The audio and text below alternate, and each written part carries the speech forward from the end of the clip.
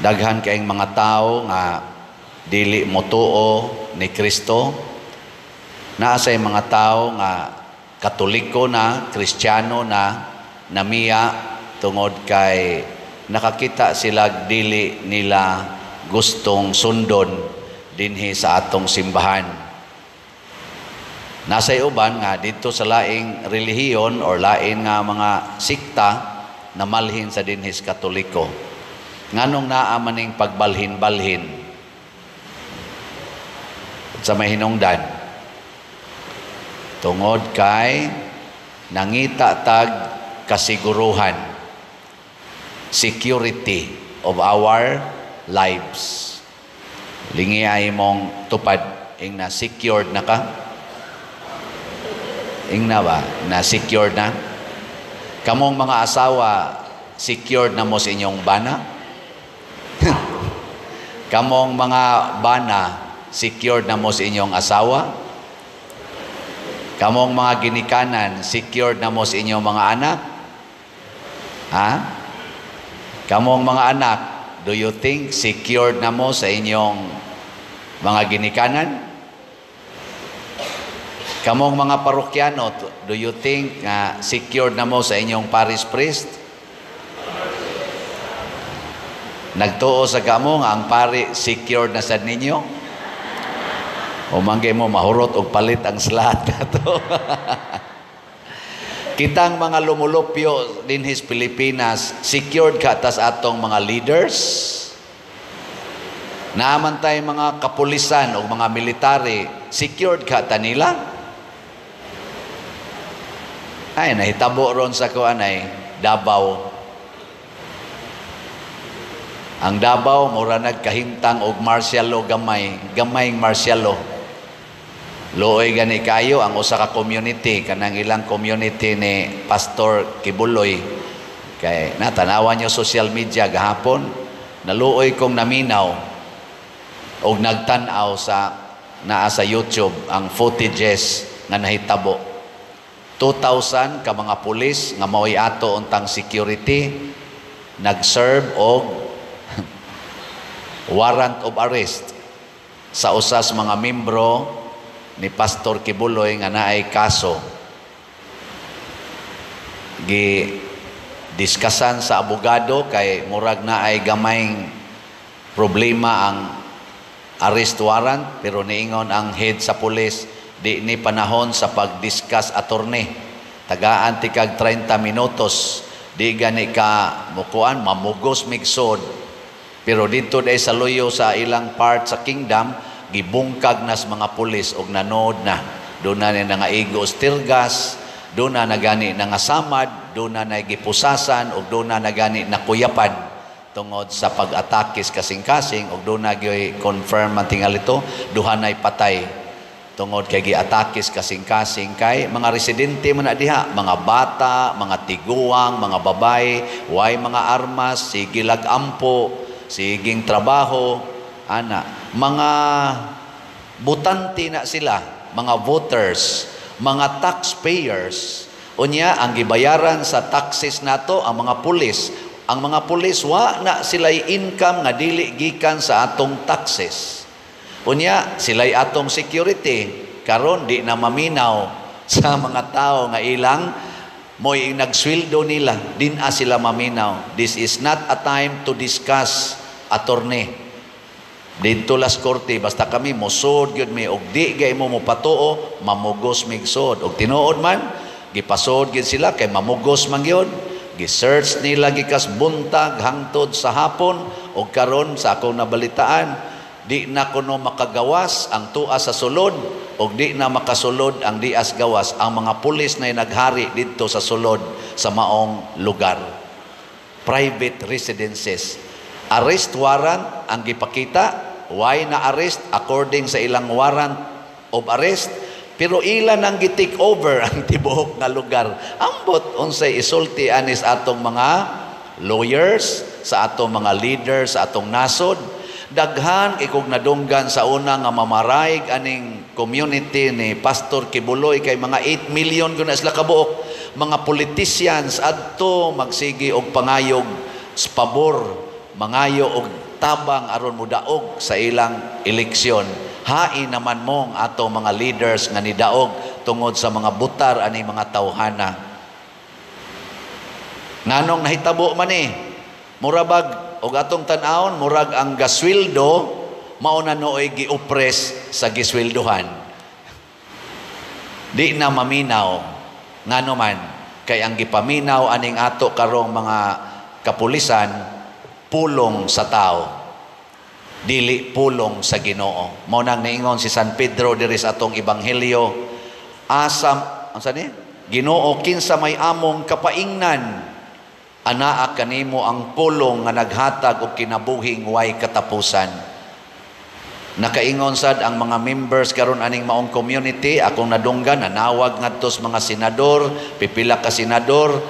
Yan, niingon sila, asa naman ang amo, asa naman meron paingon, kinsa may mulaban namo, nga wa naman magtingog ang atong executive branch, ang atong, sa panang usa ka branch, judiciary, wa naman magtingog. Mao na asa man mipadong, mao ni ang problema mga igsoon, kung maminaw tas pulong sa tao. Di nata maminaw sa pulong sa Ginoo. Ang tinuod nga security wa diha sa pulong sa tao. Ang tinuod natong seguridad mao ang pulong sa Ginoo nga magtudlo nato. Mao bitaw diri sa unang pagbasa si Josue, niingon siya sa iyang mga sakop, kinsay inyong paminawon og sundon nga mga pulong, kaning mga dios-dios, idolatry, or kinibang pulong sa Ginoo nga atong gisimba, nga miluwas nato gikan sa kaulipnan dito sa Ehipto og mihatod nato dinhi karon nining yuta nga gisaad kay nagsugod na magsilagsimbag mga dios-dios. Lingiyay mong tupad ing nakinsa rong pulong imong gisunod, sa tao o sa Ginoo? Unsa may ilhanan nga gisunod nato ang pulong sa tao? Ni agid ning tulo. Kanira gyoy common target or objective sa pulong sa tao. Kwarta, gahom, dungog. Ang pulong sa tao kanunay nagsintro ani nga kabuta gyud ang daghang kwarta, ang taas nga dungog ug ang dako nga gahom. Wealth, power, and honor. Og mao ni nakagubot sa kalibutan karon, Russia, Ukraine, wealth, power, and honor issues. Hamas and Israel, power, honor, wealth issues. China, Pilipinas, Amerika, ug ubang mga nasod, wealth, power, honor issues. Di ba? Sige gitag pangandoy ani gasunod tas pulong sa tao. Unsa may naas Ginoo? Dili kwarta, poverty, bulahan kamong mga kabos, at timana ang mga kabos, higugmaa ang mga kabos, unsay gibuhat ninyo sa labing ubos mo inyong gibuhat nga ri kanako. Mao nay sugo sa Ginoo. Dili gahom, niingon si Kristo, kinsa tong labing gustong mahimong labing taas, kinahanglang mahimong alagad sa tanan. Dili mo oppress sa tanan. Sa mas gibuhat ron sa ato mga kapulisan. Kapipila, dili tanan. Namurag sila nagyoy hari, sila nagyod mo'y hawd kaayo, tungod lang anang ilang armas o tungod sa nag-back up nila nga authority. Ana. No? Niya, ang ilar bang giharas? Ang mga taxpayers, ang mga voters nga maoy nagtuboy aning authority nga naglingkod nato karon.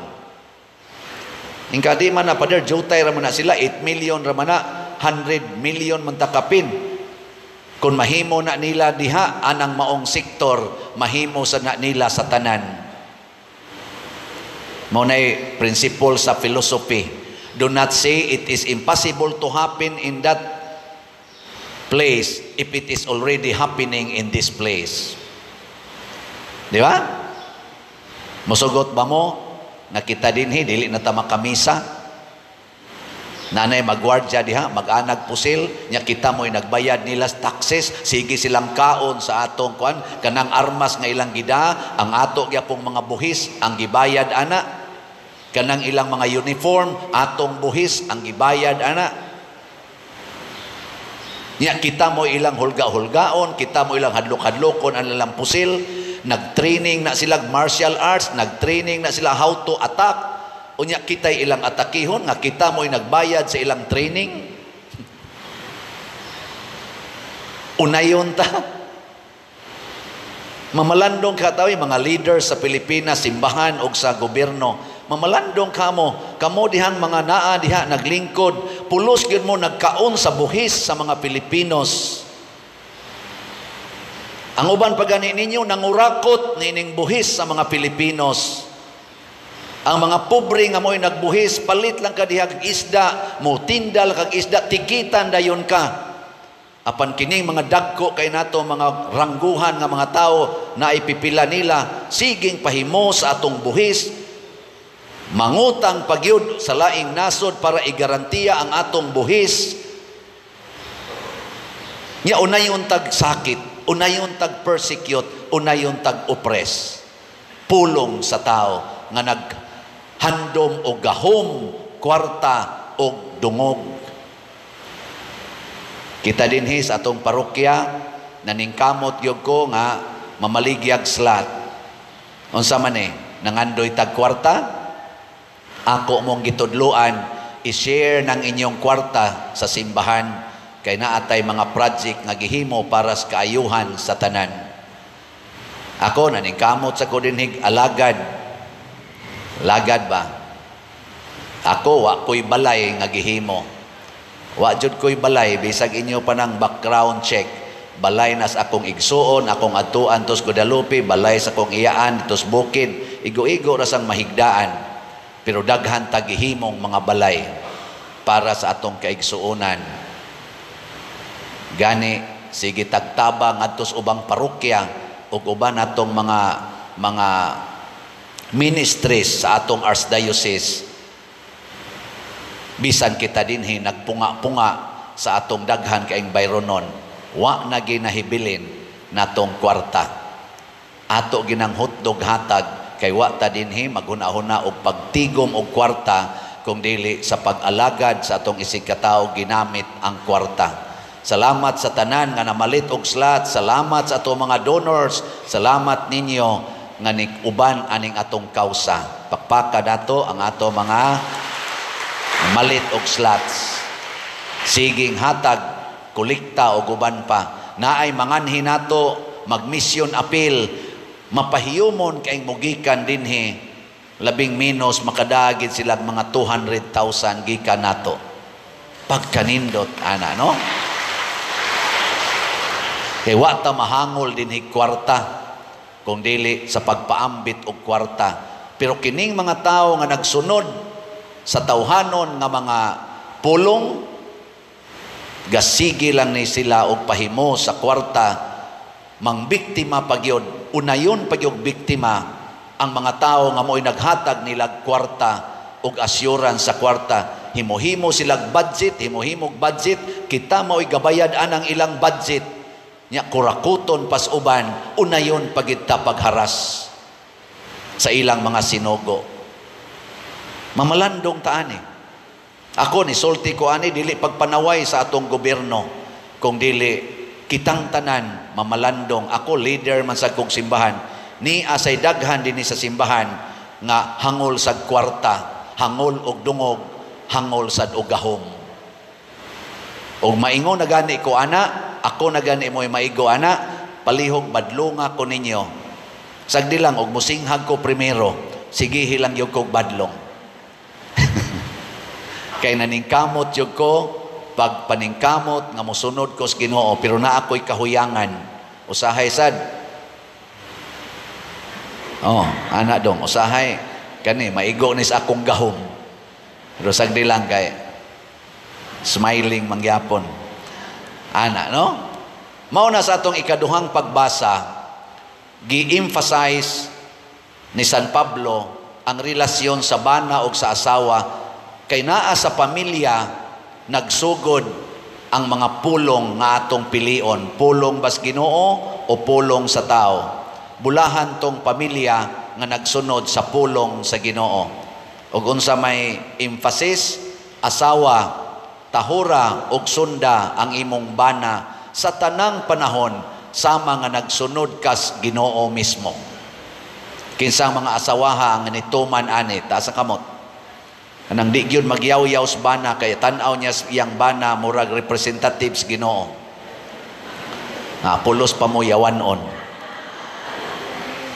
Mga bana, matod pa ni San Pablo, higugmaa ang inyong asawa, parihas paghigugma ni Hesus sa simbahan nga iyang asawa, ug pagpakamatay mo para sa inyong asawa. Unsa may tumong nga magpakamatay ang bana sa asawa, aron kuno madani ang iyang asawa atubangan sa Ginoo, nga way buling o mansa. Pasabot ang bana, maningkamot yun nga dili makasa ang iyang asawa, tabangan gina niyang iyang asawa nga di kasa, lipayo na niya kanunay, bahala nagluod na kay nagnaw. Kinsa mang mga banaha ang nagbuhat ani hangtod karon taas sa kamot. Puparihara mo sa inyong asawa. Unya kung di tang magtuman aning mga sugua, way klarong paghigugmaay o pagtahuray ang banag asawa, mutakod man as mga anak. Ang mga anak di sad ka maong mutahod, di sad ka maong musunod sa sugo sa Ginoo. Kay bunga man na ninyo ang inyong mga anak. Nya mutakod nis katilingban. Ang pamilya wa na magtahod sa pulong sa Ginoo. Ang ato sang katilingban din asad mutahod sa pulong sa Ginoo. Mo resulta ining kagubot nga akong gipang hisgutan. Magbag-o na ta. Lingi ay mong tupad. Ing nasugod karon, ikaw na'y akong tahuron. Tingnan na ba?